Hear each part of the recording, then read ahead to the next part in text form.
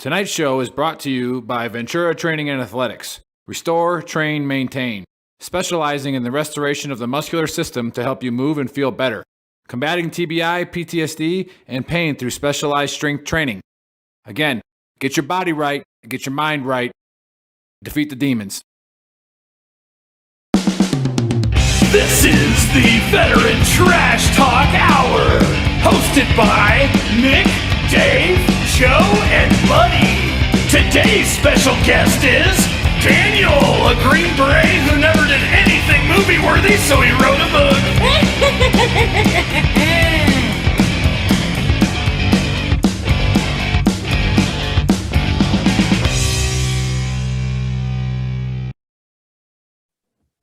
Hey, what's up, everybody? We are back.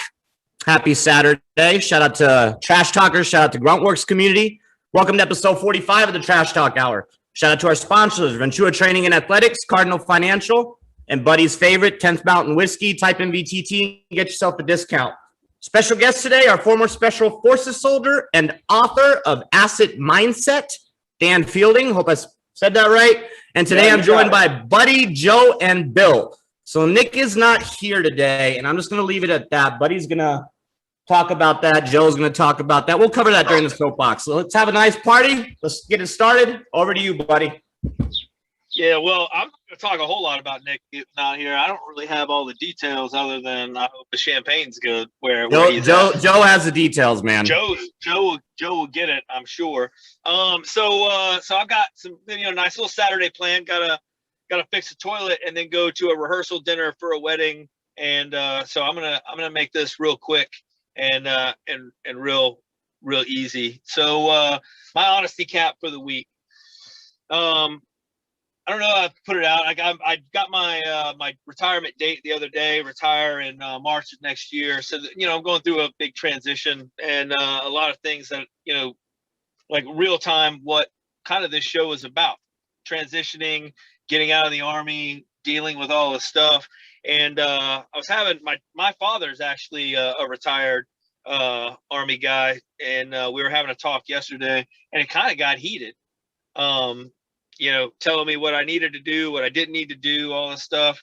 And we kind of got at each other. And then at the end of the day, it turned out, I thought about what he said and he was right. And my honesty cap and my little tidbit of advice as I go through it in real time is you got to love we have to love each other as a community enough to tell each other the fucking truth. When the truth isn't what you want to hear, sometimes you got to take yourself out of the equation and listen to what somebody's telling you. If it's about suicide, if it's about getting out, if it's about transitioning, if it's about life on the other side, if it's about your NCOER, if it's about your NCOER, it doesn't matter. Like whatever it's about, sometimes you got to take your ego out of it, listen to what's being told to you, and know that it doesn't come from a place of like just want to fuck with you. It comes from a place where they want you to do better. They want you to be able to succeed. And know that, like I said, a buddy of mine said this a long time ago, and shout out to Chuck Newman. And he said it to his son. It's like, I love you, son, but I love you enough that I'm going to tell you the truth. And that's what happened, with me yesterday. And I feel like that's something that should resonate with our entire community. And it should be something that we on this podcast do. And I feel like we do a pretty good job of it. Like, we're not going to treat you like a victim. If you fucked up, like, we're going to help you get to a place where you can fix it and then move forward. But you have to fucking own the fact that you fucked up, and you have part of the blame for the position that you're currently in. And then now you have to work your way out of it. If you're not going to appreciate it if nobody pulls you out of that position. Anyway, that's my honesty cap / soapbox. On to Joe. Joe's going to explain where Nicholas is and do his soapbox. So, I hope you guys have a good show. I got to get out of here. Cheers, buddy. I really wish I Cheers. could hang out and talk with other SF people because, we are the best type of people. Just saying. Well, he Charlie's writes the best books. of all He writes books, buddy. He's better than you already. Yeah, because he's fucking. He's not in anymore. I still have a year before I can write books, guys. It takes years to do it, so get started now. For now, it's toilets and weddings. Yeah, wasting time already. Wasting time. You don't have the mindset, buddy. He's going to talk about all that. Unless you're Charlie and Fit Group, it doesn't matter anyways. Buddy, it's the asset mindset. He's too busy. He's too busy running around bragging about riding horses. Yeah. Later, buddy. Have fun at the wedding, man. Have fun. Go fix your toilet so you can sit down when you pee. Oh, I got that parting shot on, buddy. That was perfect. Dave, you got me? Yeah, I mean, go ahead. I mean, I love Nick to pieces, but we got to let this shit out, you know? Yeah, and forgive the idiots. I've got this is my daily patience is the morons I got across the street that think having a dog means chaining it to your front porch all day long. I've literally called animal control to come pick this dog up you hear barking. They will do nothing about it, and I just have to literally sit there and watch ignorance. But anyways, Bill, you're a dog person. Dave, I'm sure we all are. I mean, I can't stand it, but I just got to sit and watch it. Anyhow, that was a great honesty cap from Buddy. I really like that because I've gone back and forth with my father through that. As one of my favorite comedians says, he goes, "My son's currently 15 and he's currently a piece of shit." He said every single man goes through that phase where you know everything, but you're not capable of anything. He goes, and it's from 15 to whenever you grow the fuck up. And yeah, for a while I butted heads with my dad until I grew up and realized that he was probably my best friend and he was looking out for me the whole time, you know, and he just wouldn't accept something he didn't accept, you know. So it's definitely a good point from Buddy. But as far as Nick goes, I've got some inside intel. Sources will remain anonymous, so don't fact check me because I won't let facts get in the way of this one. I've got it on good authority that Nick is on Operation Hobnob today, and he has been shamed by his new country club society friends into not wasting any of his Saturday time with these peasants and that little, you know, minuscule podcast that he does. He's got more important people to hang out with. You know, the VIPs basically told him, you know, if you belong to this society, we don't do podcasts on Saturday. It's lobster thermidor and golf and mimosas. So, you know, and that should explain something from the petty cash being missing. I'm not sure how he bought his way in, but we'll get to that. So I hope Nick's enjoying his new friends today. Enjoy, Nick. Have fun. We still society. love you. You know, it just broke my heart. No big deal. Anyways, whatever. On to me. I'm here drinking a Dos Equis, praying to God it makes me more interesting because I'm on about 45 minutes of sleep. Most of you know I have a 6-week-old son. He gets live at about 11 o'clock, and sometimes that doesn't shut down at all, and didn't last night. So, anyways, I'm still here, Nick. No big deal. I got to go off on this, and it's going to be completely off topic, but we always talk about what triggered me this week. Okay, this has been triggering me for weeks. Go ahead and chime in. If anyone has seen the commercial, it's a cat food commercial, so I'm out. But this woman is like nestling up against her cat, and her kid is yelling from upstairs that he fell and he's bleeding. Has anyone else seen this commercial? No, I don't really watch TV, man. Okay, I swear to God. This woman's on the couch, nestling up against her cat, and her kid goes, "Mom, I fell." And she goes, "There's bandages upstairs." And he goes, "But I'm bleeding." And she goes, "Use too." And then she opens up the cat food, and I'm like, what in the blue did I just watch? Like, so the kid's got arterial bleeding up there in the bathroom, but you love your cat so much, you're going to give it fancy feast. I'm not really sure what the message they're trying to put forth is, but it's really bothersome. Like, whoever is in the advertising agency there is stealing their paycheck and needs a direct punch in the throat because they're a total knob job. I cannot believe that that's the commercial they came up with.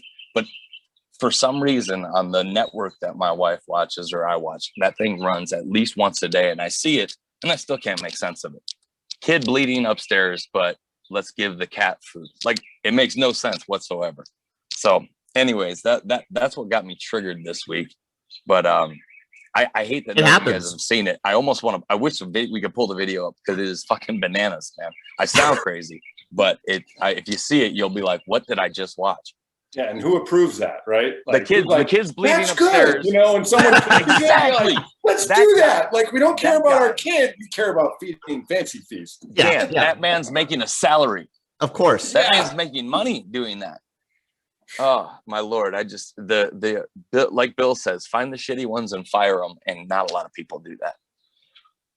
Well, Bill, the floor is yours, brother. Introduce Dan. Tell us a little bit about Dan and let's get this party started. Hey, perfect. Hey, so as you guys know, I hold my Red Empire guys near and dear to my heart. I spent years in 7th grade was one of their JTACs. I had Ryan on the show, and those of you guys have read Ryan's book. Phenomenal dude. Great book. Tip of the spear. Yeah. He said, hey, you got to check out Daniel's book. So Daniel, former 7th group guy. So if you guys don't know what that means he's better than Buddy, because Buddy's just a 5th group guy. So obviously 7th is better. He wrote a book called Asset Mindset, and we preach this on the show every week about how important it is to change your mindset to change your future and be successful. I don't want to give away too much, but all of you, make sure you go out and get this book. It's on Amazon. I ordered it myself. Daniel, tell us about yourself and tell us about the book. Welcome to the show, Daniel. To be blunt, man, I was just a patriotic American that after 9/11, shit happened. And I'm like, you know what? I want to go kick some ass. So I started doing some research and been like, all right, if I want to go kick ass, who do I want to kick ass with? Because I was all about support the troops. I figured the best way to do is get out there and do it with them. Did my research, did my homework. Yeah, SEALs are cool, but you know what? I don't want to be on a ship or anything like that stuck. And then I saw what Green Berets did. I'm like, man, you like go across the line or you go over to a territory and you like live with the people and you're a force multiplier. You do these cool missions. And I was like, that's what I want to be. Oh, and I like building and blowing shit up. I want to be a Charlie. So I went into the recruiter's office and I was like, hey, I want this job. And he's like, yeah, right. You ever been arrested or this, you need to have a security clearance. And I'm like, I could have been, but I never got caught. Does that count for anything? He's like, all right. I see where you're going. But long story short, I joined, I made it, did some incredible things. Still, I can't believe where I've been, what I've done, and I'm still here, all my fingers and toes. You mentioned Ryan earlier, like that man, hats off to him, great American hero. He humbles me as so many other of our brothers do, and sisters, some that have been through hell and back, and they're still doing amazing things. So part of that is why I wrote my book. In the special operations community, we got De Oppressor Liber, to free the oppressed or to free from oppression, depending on how you want to translate it. And I started taking that because we believe in that so much, but I'm like, you know what? People oppress themselves in their mind. Like they tell themselves lies or, oh, I can't do this, I can't do that, or these people are against me. And I was like, man, how can I take this mentality and share it with the world, pass it on to civilians so they can actually get a clue? And, there's good civilians out there, don't get me wrong, but, we see all this racism stuff that's going on and diversity, this and that talk. Like, hello, you've been in the line of fire, you go to combat, you don't care if they're, red, you don't care if they're brown, we're all bleeding red, white and blue type deal. Like we're all there. I mean, I've been side by side with all different types of people and I don't care. Are you a good hearted warrior? Are you someone that's going to watch my back? All right, we're cool. I'm going to watch your back. I'll give my life for you.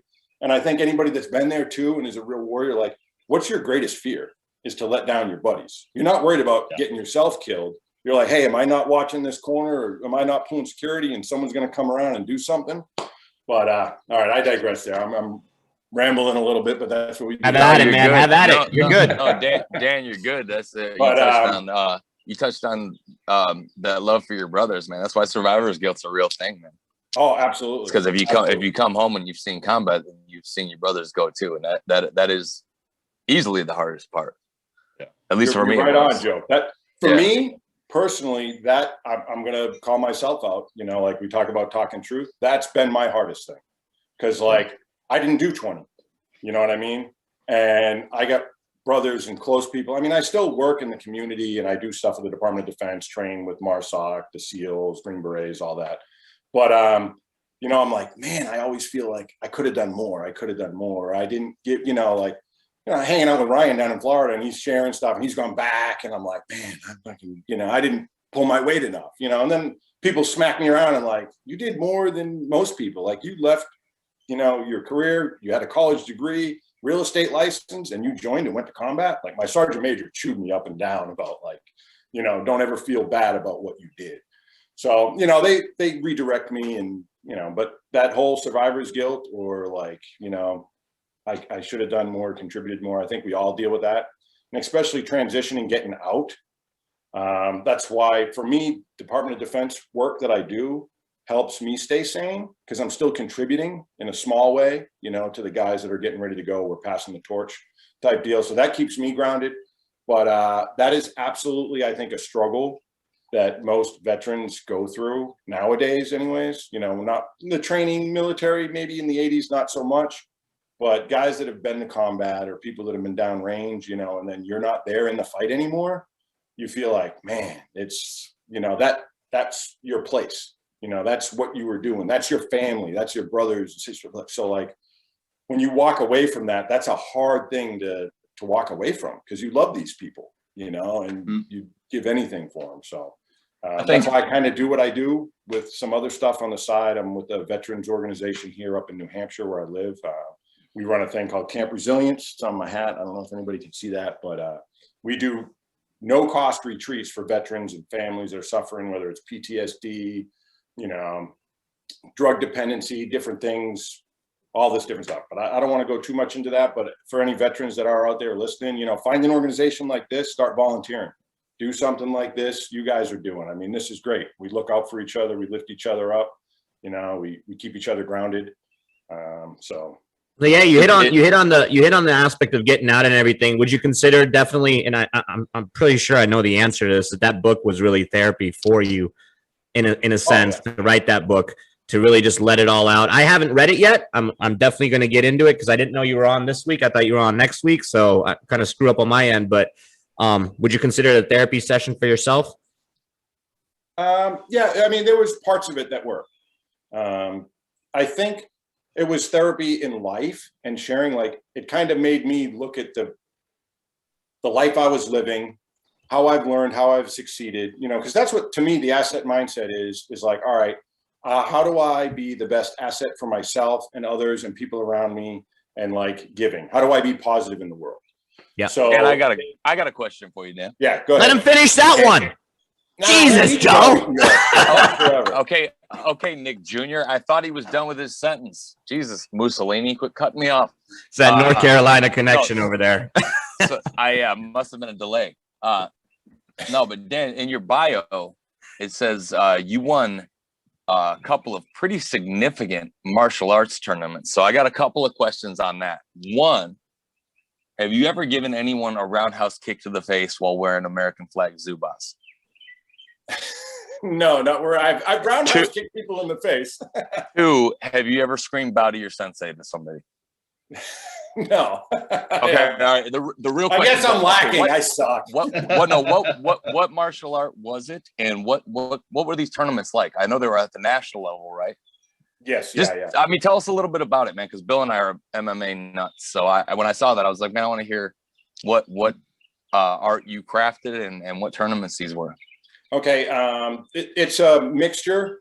Like many people, you're saying MMA. So my instructor, Sifu, he had belts in Goju, Kempo, Taekwondo. So it was a mixture of things that we did.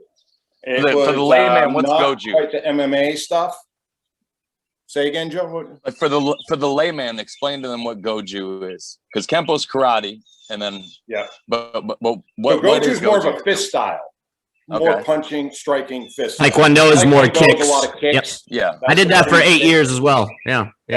So that's where my instructor was like, "Hey, if I can take a kick-based martial arts and a punching-based martial arts, mix them together, create a system," and that's what we did, and it was pretty successful. And it was kind of like resonating with Jeet Kune Do or Bruce Lee. You take a little of everything, and simple movements. Why add all this extra flair? Like, just get to the point. But so yeah, I was a teenager during these martial art times.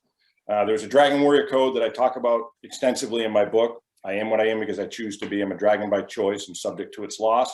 My family, instructors, and my classmates, and my heart and my mind. Even though we may disagree with each other, we still strive to be one, forgetting all categories and letting energy which wishes to exist.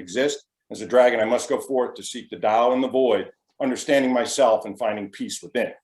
So that's pretty huge and powerful. I dissect that a lot in the book. Damn. Okay. Yeah. We'd have to dissect that a I little was bit. gonna say when you can break it down verbatim like that right off the hip, you know it's got some very significant points that weigh pretty heavy for you.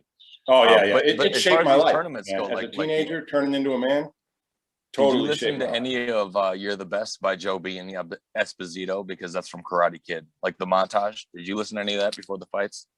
No. What was your ghost song? Did you have one? Or did you just go in there? We will rock you. That was kind of like the Heck yeah. Now in the finals Solid of this choice. tournament, was it full striking? Yeah, it was full striking, but we had gloves, it wasn't gloveless and it was kicks, but it wasn't MMA style. Like there was no tapping out or anything like that. It was a point system tournament, so mainly striking. yes, mainly striking. Nice. But yeah, there was people from all around the country, whatnot. I actually talk about so with any tournament, you guys compete or whatnot, you go there and you're like lined up. Everybody's got a card, right? So they build a bracket. So of course, everybody's lined up, ready to turn in their card. You're sizing everybody else up. Like, who am I going to have to fight? This guy, that guy. You're kind of looking, checking them out. Well, there's this huge dude. I mean, he like hit puberty early or whatever. He was like a full-grown man in this teenage, mid-teenage. I was 15, turning 16. And I was like, oh my God, the guy next to me, I remember his name was Anwar Jones. He was another top-rated martial artist that we'd met on other tournaments. You get to know each other. And he's like, man, I'd hate to fight that guy. And I'm like, yeah, me too. Well, guess who I draw for my first fight? First round? First bracket. I'm like, oh my God. So I was like, you know what? Fuck it. I'm probably going to lose, but I'm going to give it my all. I'm going to liver kick. So my mentality changed from losing. And this is why I talk about it in my book. And this was the transitional point for me, like in mindset, how much mindset matters. Like, I don't care whether I'm going to lose. I'm doing my 100%. I'm doing my best. So I went in there and I was not worried about losing anymore. I was just going to put my all in. Well, turns out I win. Well, what happens? I win the biggest guy, most intimidating guy. My confidence goes through the roof. So I believe I can beat everybody else. And it ends up working. And I end up winning first place. So that was like, wow. I mean, I've won in some other tournaments, but that was my biggest. I mean, that was at Walter Brown Arena, at Boston University back in the early 90s. Did you see it? Did you see it at a point in the fight where sometimes this happens, but did you see it on his face that you had officially taken his heart? Like, yeah, he knew he wasn't going to break you and he was getting tired. Yeah. And that's a good feeling, isn't it? Yeah, no, a great feeling. Dude, I've seen one fight like that in person. It's incredible. Yeah, it was a lunge punch. So that's when you just lean in and you go straight. Like, we trained with this like moment of motion. So as soon as someone's going to move, you're like, bam, you just straight attack them. So he was coming at me with a kick. I think he was a Taekwondo guy. I can't remember. I mean, we're going back years. But was kind of the moment in transition. He was like, whoa, because I hit him square and went straight in. I had my arm up to block, and that lunge punch just like caught him by surprise. He thought he was going to kick me, and it took him down. He dropped, came back up, and was like, so yeah, there was that moment. So it's pretty cool. It's kind of like when I fought Chuck Norris. Nick beat him. Say that again, Bill. Was that the moment you had when Nick popped your shoulder out? No, that was in the blink of an eye. That was too quick. But no, I was telling Perry the other day. I said Nick Cottrell's responsible for me winning my first tournament because I wasn't gonna let that happen again. And literally the next tournament I entered, when my shoulder was good, I won it. I was Dave's soldier when I did that. Dave, you were there for that tournament. Yeah. Oh yeah. Yeah. That was that was like some Fight Club shit. It was like in an old Iraqi casino. We had Dave. Who was it that replaced the National Guard SF? What group replaced them? I don't know. Maybe it was fifth group, or I'm not sure who it was. How to brag. Jesus, how to brag? I'm trying to blank. Remember the dudes that replaced 20th group? They came through midway through? I mean, there were a couple groups there. It's a long time ago, man. No idea. I just Yeah. remember. I remember them boys take a. This is a good SF story, Bill and Dan. We had just gotten the Iraqi police station across the street had been leveled by a V-bid. All the Iraqi police got ambushed the next day, and all of them quit. The Iraqi police left. So 2 of the checkpoints that fortified us security-wise were manned 100% by IPs, and they all left. The Iraqi police station was leveled. So pulling security over there was a whole different ballgame. And we ended up covering. We were going 20 hours on, 4 hours off for weeks. Like, we were ready to kill each other. We were all just so strung out. And I remember thinking, like, dude, this is dangerous. We're going outside the wire on 4 hours, average of 4 hours of sleep, maximum. I mean, that's 4 hours off to shower, get, and we were doing that for weeks. And the freaking ODA that was attached to us drove down to Tikrit with a 4-truck convoy. And I'll never forget the convoy. It was 50, double 240, Mark 19 minigun. That was their 4-truck convoy. That was what they were armored with. I remember they rolled out and they came back. And they had about, I don't know, it was like 60 to 70 Iraqi police. They just went to Tikrit and got them and told them, you're coming with us. We need you. And I'll never forget when they pulled in, I was like, dude, that might have just saved us, because we were pulling so much security that we were absolutely wide open and all of us were exhausted. Yeah, you're droning at that point. The ODA was like, fuck this. Yep. But they did what Green Berets do. They were like, dude, there is a fucking solution to this problem. We are capable of solving it. We're going to do it. And they just left. I remember when they left, it was a feeling of like your big brother just left. Everybody's leaving now. It's just 120 of us right now. The Tigris River behind us in the middle of Samara, right by the Spiral Minaret. This place was hot as shit anyway. Like, firefights every day. We're like, oh shit, we're fucked. Yeah. When they pulled back in, I was just like, Jesus, because I was in BP North. Yeah, looking right down at the street when they pulled in, and I was like, holy shit, because I could see the Iraqi police coming behind them. Do you remember, Dave, you remember we were at the Iraqi police station and Chilton said, get back in the trucks. I don't trust all these idiots with weapons standing out here.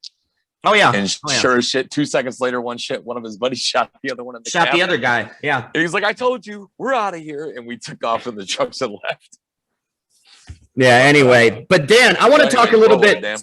Since we got you on here, I want you to a little bit go into the mindset thing, because I think I love it. My mindset is always like, show up, especially like even with work. And I try to tell my soldiers this. I'm a first sergeant in recruiting now. And I tell my station commanders, like, you got to show up every day. Even if it's a shitty day, just like be motivated, because if you're going to show up pissed off and angry, like that's going to dictate the rest of your day. And it's just like that mindset, if you come in with a winning attitude and you want to win and you want to be successful, that shit spreads like a cancer to everybody that's around you as well. So if you just want to go in a little bit more into the mindset aspect of your book and just the mindset coaching, I'm sure the listeners would love to hear that.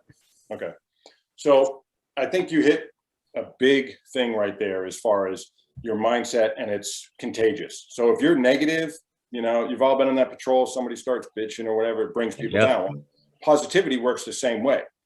Someone cracks the joke or keeps that mentality, it will spread, and you talk about showing up. I literally have a buddy of mine I served with who was a JTAC, also 7th group with me, Brian Relation. I don't know if that name sounds familiar. Real quick, by the way, Brian Relations is one of the strongest motherfuckers I have ever met in my life. Oh yeah, absolutely. Dude, he was the best man in my wedding. Pick up the world. Dude, he's a beast. I just went for his 40th birthday. We spent time down in Key West and stuff. Nice. So Brian and I are real close. No shit. I'm sorry. I'm going to go into this real quick because this is just an amazing story. Go for it, brother. Go for it. So Brian and I, both civilians, walking in and coming in processing, all right, at 30th AG down in Benning, getting ready to do infantry through all that shit. Civilians, I'm wearing a football jersey. He was a big football guy, so we kind of hit it off. We were doing PT a little bit. Well, we go to the same Echo 150. Then we go through the Q course together, everyone in school, all that. No shit, out of all the active groups, and then out of all the battalions, and then the companies, we end up on the same team in 7th group. You know, like, how does that happen? I don't know. Like, I got there first, so I'm already on the team. And then he walked in, like, I don't know whether it was like a month and a half later. He's like, hey, I'm here for 5-6. I'm like, Brian, are you fucking with me? Like, how through like everything in life, like just so yeah, It was meant to be, man. It was meant to be. From when he was a civilian, just joining the army, all the way up to deploying together, and like like I said, I just spent his 40th birthday with him down in Florida, so we're Nice. close. Like I remember in Camp Brown, Kandahar, I was so excited. I hit the 1,200-pound club, and Brian Relations walks in there and does the 1,550 club, and I was like. Yeah. Oh no, he's the 1,200. He's the best 1,200-pound club? Phil, what's the 1,200 club? That's when your Explain that for the bench, audience. squat, deadlift equal 1,200 pounds. And Brian just talks numbers. He's like, well, what I do is I just do like 6 something on my deadlift. Then I'll do 5 something on my squat. That saves me a little bit of room. So I only got to do like 4 something on my bench. Okay, Brian. That's right. Yep. Jesus. Guy, man. And how many pounds? How many pounds All world. does the guy weigh?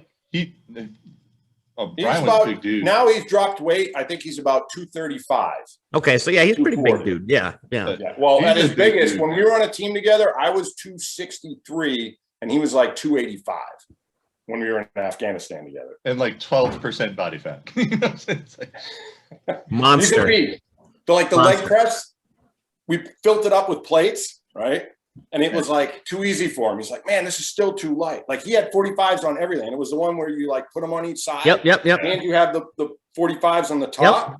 So my Bravo jumps on top of the sled, the press, and he's standing on it. So he's another 200 and something pounds, and he's leg pressing it. Full plates and a human being on top, and he's doing sets. Yeah.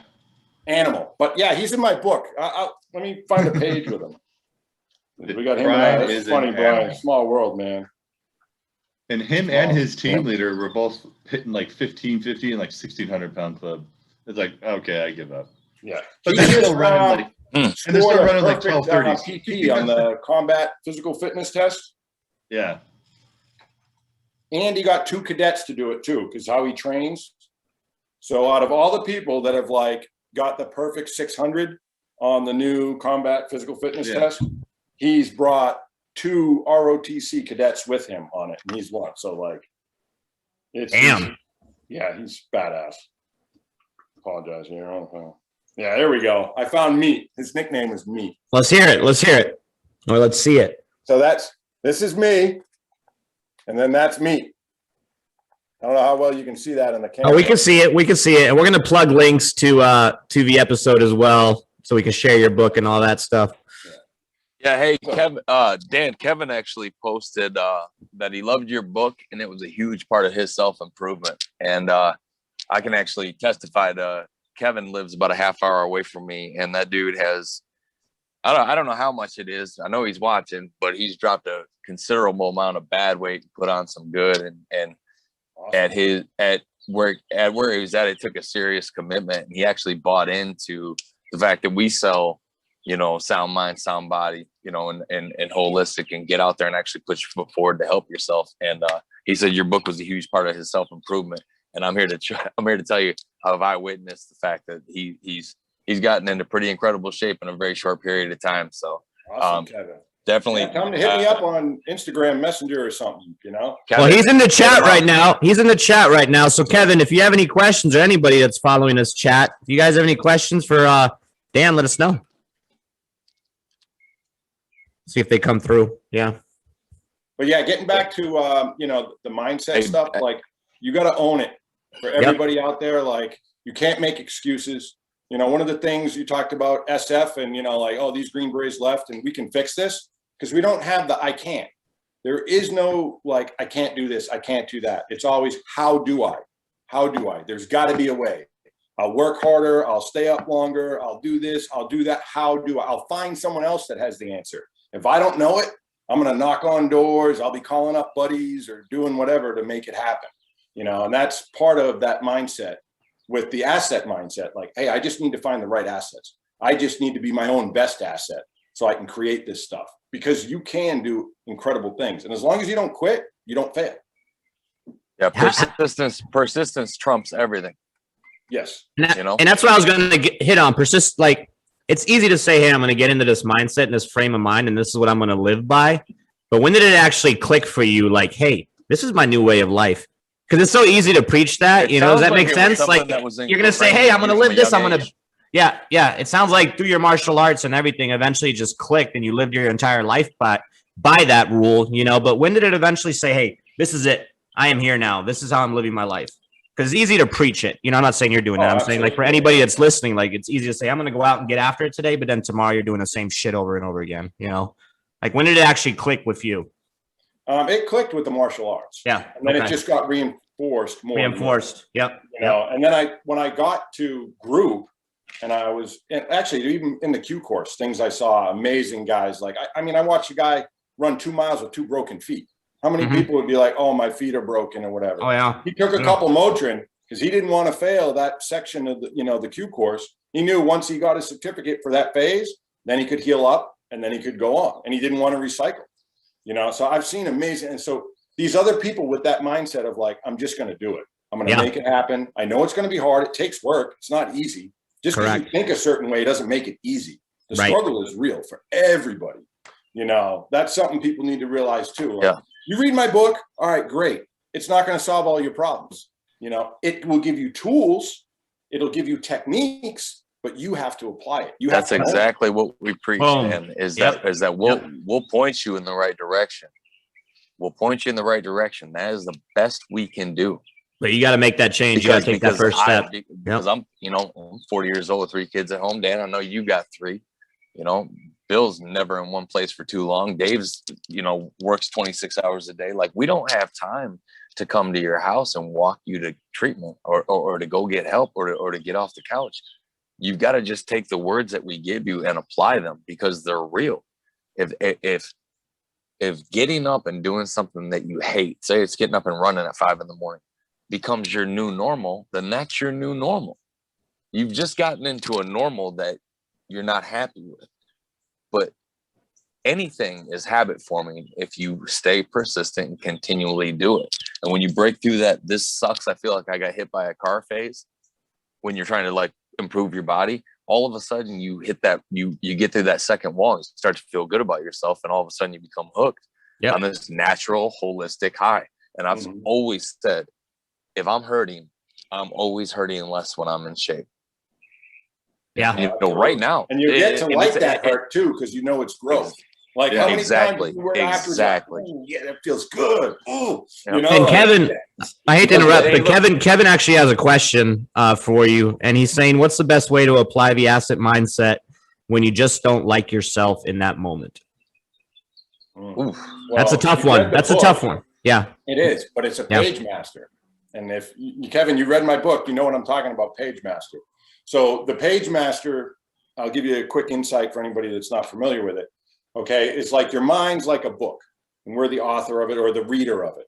So you can read that bad chapter over and over again, like, hey, I suck. I got up late, or oh, I'm lazy, or whatever. Well, guess what? You can flip the page and read another thought process in your mind. Like, look at something positive you did. You know what? Yeah, I got up late, but I took care of my kids, or I read something, or I ate healthy. Or I'm making a shake or smoothie, or I took my vitamins, or you can change your mind. That thought that's in your head, you don't have to stay on that page. Be a page. Go to something else. Yeah. Turn to something else. Because that's the old saying, about every dark cloud has its silver lining. Like there's some positive somewhere, no matter what that thought is in your head, you can take and twist it. I also talk about there'll be somebody, driving a junk box car, and they see someone with a new car and they're like, man, it sucks. I got a piece of shit for a car. But then you got somebody, walking on the side of the streets like, man, I wish I had money for that car so I didn't have to walk everywhere. And then like I talk about, you got somebody that's in their house feeling sick, looking out the window like, man, I feel like crap. I wish I could go outside for a walk, and then that person that's sitting in the hospital is like, man, I wish I could be home laying in my own bed instead of being here in the hospital. So it's all perspective, and how you want to look at it. So once you have that awareness that like, hey, I can change that thought in my head, and like what I'm reading for thoughts, that's how you change those things. You have to have that awareness and objective to step back and go, okay, I'm thinking this way. I want to think this way. Yeah, and thrive off the positive. Thrive off the positive. Yep. And, Yep. absolutely. And what I always tell, you know, a veteran, or if I'm talking to somebody who's having a moment or just having a day, and I talk to several, I always tell them, man, just remember, there's people out there that wish they had what you have. Remember that there's people out there that we're sitting here talking, aren't we? You know, you're not recovering from a major heart surgery, are you? You know, like, we're sitting here talking, everything's all right. You know, there's people who wish they had that, and just remember that. So it kind of gives them perspective, like you say. And the best therapy is when they find somebody that's like that, and they can rewind and go, holy shit, I did make progress because I remember being there. Mm-hmm. And then they help that person, and it's therapeutic. So it's kind of the approach that we have is helping our brothers and sisters is therapeutic for us, because we see them and we remember where we were at. And it's like, well, you know, my life is going in the right direction. Things are good because I remember being there. Yeah, no, absolutely. This reminds me of something I just used with someone literally 2 days ago. Is like, they're so focused on looking at the stars. Like, I need to be here. I want to be this star, or reach the stars, reach the stars. I'm like, you don't realize you're standing on top of a mountain. You just climbed Mount Everest, you know, and you're so busy looking up at that bright star, or, you know, I wish I was up there. I need to get up here. I need to reach this level. And it's like, you've already climbed amazing things. Step back, look around a little bit, look at what you have accomplished. You know, you've done amazing things. And then they're like, oh, wow. Yeah. Now that I think about it, you know, I have. It's funny you bring that up. It's funny you bring that up. And I didn't mean to interrupt you, but like, you look at all the like multi-millionaires, you know, and a lot of them, their life is depressing, man, because they always are reaching, like you say, reach for the stars. You know, they reach that mountain, but then they want more money. Now they're going to go even higher. And it's just like, they're not enjoying anything of what they have in life, but they're actually more stressed about just going higher and higher and higher. Because eventually you might just reach a point in life where you're happy. Like, you don't need a fast car. You don't need a beautiful house. As long as you're happy and your inner self is happy with everything, who gives a flying fuck, you know? So, and that comes down to gratitude. Yep, gratitude. Yes. Exactly. Gratitude. That's we were just saying about being able to talk like us now, or do things like, we may not have every little thing, but look at the stuff you do have. Mm-hmm. And be grateful for those struggles. Be grateful that, you know, you're on no sleep. And I am I'm on no sleep, but I've got a healthy baby boy with the woman I love. And I could not be, I told Bill this earlier this week, I couldn't be happier right now. Love that struggle, because without that struggle, what do you have in your life? It's empty without those struggles. The struggle is the ride. And if you worry about every single bump in the road, you're going to miss the ride. You're going to forget what you did. So embrace that shit. Embrace the fact that you're coming home from work exhausted and going to coach your son in football. Hey, you got your kids with you. You know, you're getting to go be a dad. You're getting to go, you know, like, those are great things to have in your life. It's not like, man, I'll never get everything I needed to get done today. Man, you're making a difference with every second that you apply yourself, and nobody's got 26 hours in their day. You can only do what you can do. And if you don't celebrate the small victories, you're going to live with every defeat. Because you know, I mean, when I look across this panel, there's guys that have been through something that a lot of people fail at, that don't accept failure. But the hardest part is celebrating those small victories, because you're used to succeeding. So it's like, okay, I just did my job. That's all that is. But when you fail, or when you lose, you live it 1,000 days over and beat the shit out of yourself. So why not take some of that energy and transfer it over to when you do something correctly, even if it is something minuscule. It's like, I can't remember. It was, I think it was a Navy admiral did the Texas Longhorn speech. Bill, you remember what I'm talking about? Yeah. It's all over. Okay. We talked about, like, man, celebrate getting up and making your bed. Celebrate something. That's it. Yeah. And it's surrounding yourself with people that will continue to aspire and keep 100% too. So, like, Daniel probably know what I'm talking about. You become friends with people like the Ryans or the George Veras Yeah, I know the Joe George, the same Lowry's. company as me. Yeah. And Joe Lowry's are out there crushing it. I remember specifically one day I was just feeling achy from the workout from the day before, and I didn't want to work out. And there I was sitting in bed feeling sorry for myself. And what's on my Facebook page is George doing tire flips in his wheelchair. And I was like, What's my excuse? To the gym. Yeah. Thanks, George. Yeah, you made me feel like a punk ass today. I'm going to go ahead and go to the gym today. Sitting there screaming at you. Why aren't George you is doing awesome, this? man. Right? I was a Terry with him. So Dan, oh, go ahead, Bill. Sorry. No, go ahead, Dave. Go ahead. So Dan, a lot of positive feedback in the chat. Everybody's saying, "Hey, great! This is motivating me and everything." Some people have said they're going to buy the book. So where can we purchase this book? Amazon's probably the best and easiest for most people. Okay. A lot of people have Amazon Prime. You're going to get free shipping and whatnot. It's Okay. on there. It's a hard copy. You can get it paperback, Kindle. Barnes and Noble also has it. I mean, you can walk in any bookstore if you really want to support someone local and order it. Nice. They can get it. No problem. I mean, it's widely available, but Amazon tends to be the easiest. And if you go to Amazon, they have the most reviews. So you can read reviews from people. There's even international review on there.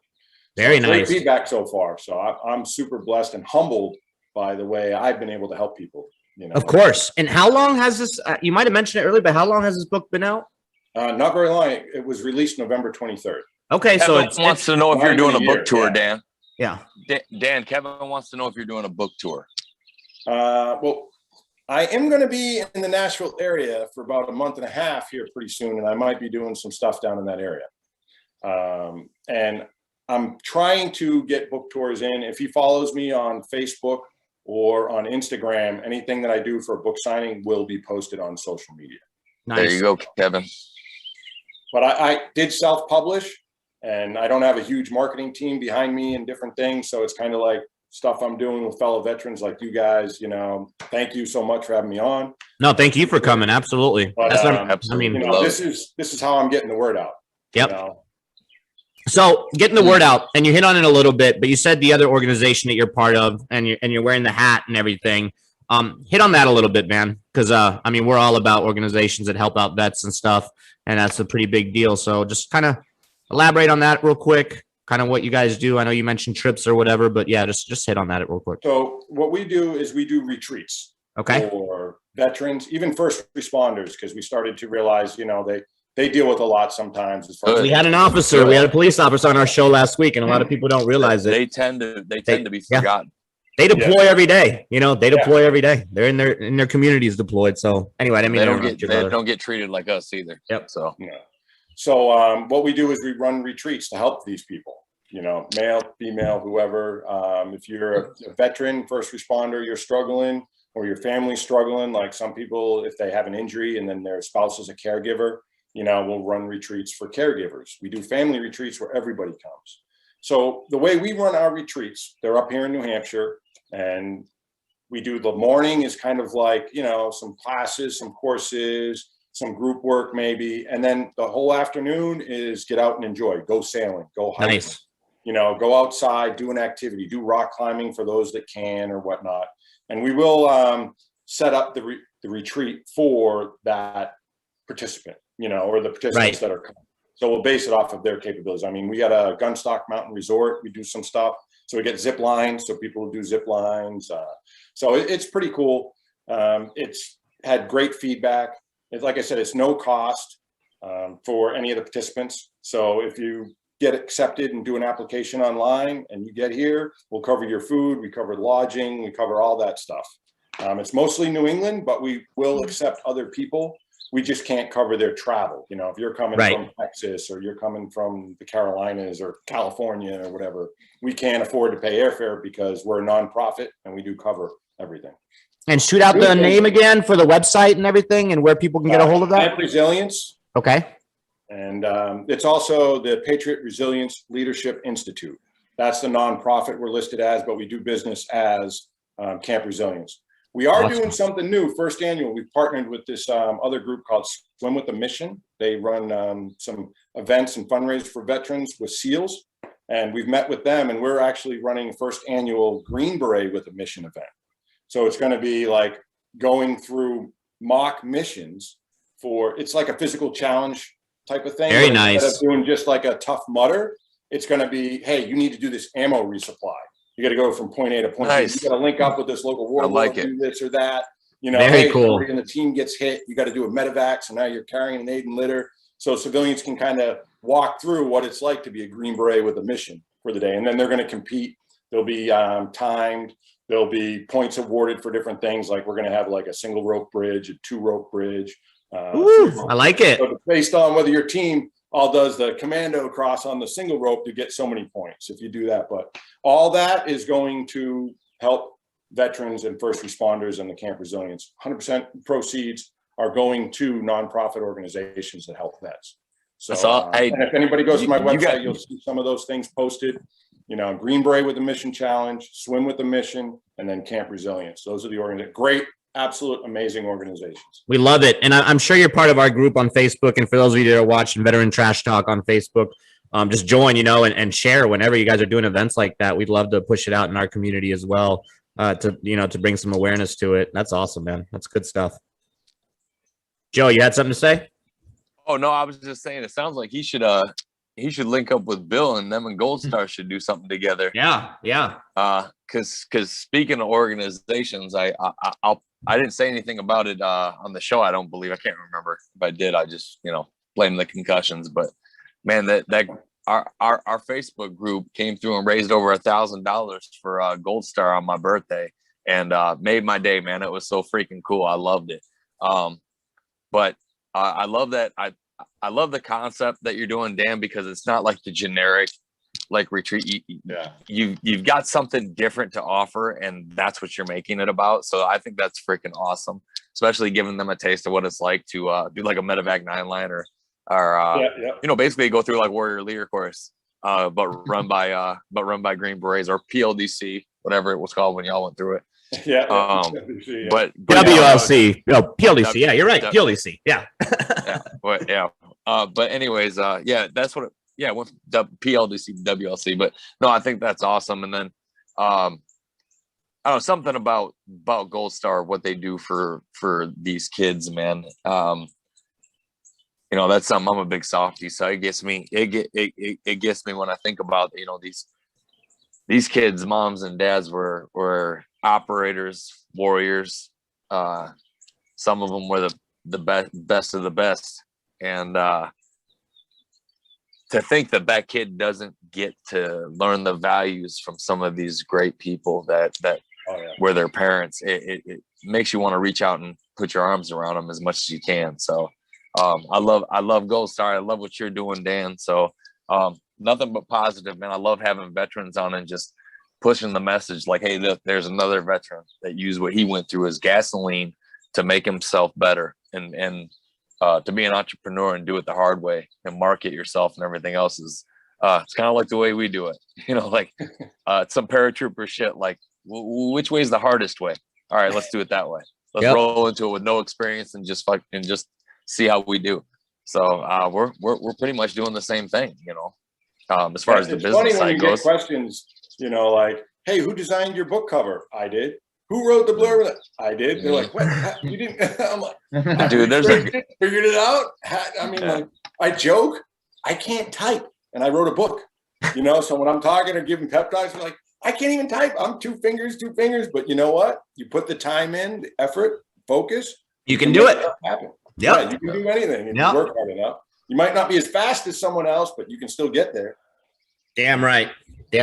That's awesome, man. Nobody ever buys a book and says, I wonder how long it took him to write this. It's a book, But man, Dan, thanks for coming on, dude. It should put me in a good mood. It's just hopefully a lot of people were watching. Hopefully a lot of people saw it. And I just want to give a shout out to one person if they are watching. Shakaya Barbie is a new trash talker, and she came on and reached out when she was going through a really tough time. And I just wanted to say what's up to her and tell her that this family is 100% behind you. For someone your age, I was thoroughly impressed with your maturity and your focus, and stay invested in yourself. We're all proud of you and we're all here for you. So that's all I had to say about that. Dan, you got any parting words? I'm going to hand it over to Bill. because Bill's got some things to say according to the script. I don't know, Bill. And then you can close us out today. But Dan, any parting words to anybody that's watching? Again, from me, thanks for coming on, man. Great story. I'm definitely going to get the book. I'm going to order it today and get on some of that mindset asset, because I think that's something that a lot of people could live by. And if they did, make them more productive. And so it can change your life. That's why I always Can make you believe in yourself. Own the power. You get the asset mindset, you own the power. You own him. Yeah. You own your life. You're not a victim anymore. You're not, stuck by anybody else's rules. I'm going to PSI next week. Have you ever heard of PSI? PSI, pounds per square inch. It's an engineer. Yeah, it's a life coaching thing that my fiance has been dying to take us there. I mean, it costs quite a bit, but we're going to be going there. It's a 3-day seminar. Like a newly engaged man to you? Yeah, it's a 3-day seminar, PSI, and it's all about kind of what you're preaching here. It's all the mindset and just showing up and not being a victim, and everything that you do in life is your own choice, and just like it's some crazy stuff. So I'm going there Friday. It's Friday till Sunday next week in Scottsdale. So we'll see what happens. Maybe I'll be a changed man afterwards. Yeah. Well, if you read my book and do that, you should. Hey, I'm here all day, every day. No, but thank you guys definitely for having me here. I've actually had a blast. This is a lot of fun. A lot of times it's like, okay, I got to answer this way or that way. It's nice to be, just very relaxed and real. I feel like there's some real bonds being created here. Love the connections. It's hilarious, small world, like, me, a relation, it's great to be here. And if you guys ever want me back, I'd be more than happy to come back on. I had a great time. 100%. If you ever need someone else, one of you guys can't make it, hey, Dan. I'll jump in. Hey, Dan, you're a martial artist. How about the UFC pick'em? You want to come back and pick against me and Bill one night? Because we do a UFC pick'em every Friday night. Maybe listen, I will. You can come be our guest picker. You got to put up a book, and we'll put up a shirt. All right, we'll talk. Message me. We'll talk. But I'm not as involved. I got 3 kids. One is 2, one is 4. So I'm full. God bless you, brother. Mine are 9, 5, and 6 weeks. So God bless you. I remember those days. Appreciate you, Dan. So, Bill, final words, man. Bill, take it. I think Nick said you were going to say something, though. Like, I don't know. Just close us out, man. Look, before I get to that. Bring us home, Bill. Bring us home. Thanks for Dan coming on the show. Everybody, make sure you go out and buy this book. Joe and actually Nick and Joe, thank you for putting Gold Star Teen Adventures up for your birthdays and earning money for those kids. Those of you who don't know, who are just watching the show, they raise money and they take Gold Star kids. Start out from fallen soft guys, but has moved on to first responders as well. They take these kids out on trips all summer, teach them rock climbing, leadership, basically just mentor these kids from 15 all the way through college. So get out there, donate to these guys. I was going to do another run this month, but I'll be going to Leavenworth for 3 weeks, so that kind of stumbled me a little bit. What'd you do? Oh, not that kind of Leavenworth. Never mind. No, not that. Same area, but on to Nick. Nick wanted to know what field artillery sergeant majors do. First of all, I am not going to explain what I do to a guy who hasn't been to work in a year, but still has a shaving profile rocking. That's a rim shot. Oh, Nick is rolling over now. He can't, if he's watching this. Again, Nick, you came up short, and the Fister had to come in for the win. Again. So when you can answer why I keep beating you, I'll answer your silly questions. And, run around your fancy little rich friends now. Wear your little cute little blue cord. But the Fister wins again. Anyway, get out there. Gig line straight, Nick. So again, thanks for Dan coming on. Everybody get out there, buy Asset Mindset. On to you, Dave. No, we're good, Bill. That was a close. Hey, thanks everybody for tuning in and watching. Make sure you subscribe to our YouTube. All right, Veteran Trash Talk. Check out some of our. All right, I think we're all wearing a shirt except for Dan. We need to get you one. All right, and part of our proceeds go to stop soldier suicide. So you can cop that at shop.veterantrashtalk.com. Yeah, let's have a great Saturday. I'm going to pour some 10th Mountain whiskey. If you want some, go to 10th Mountain, type in VTT and get yourself a discount. Have a great Saturday. We're out. Good out.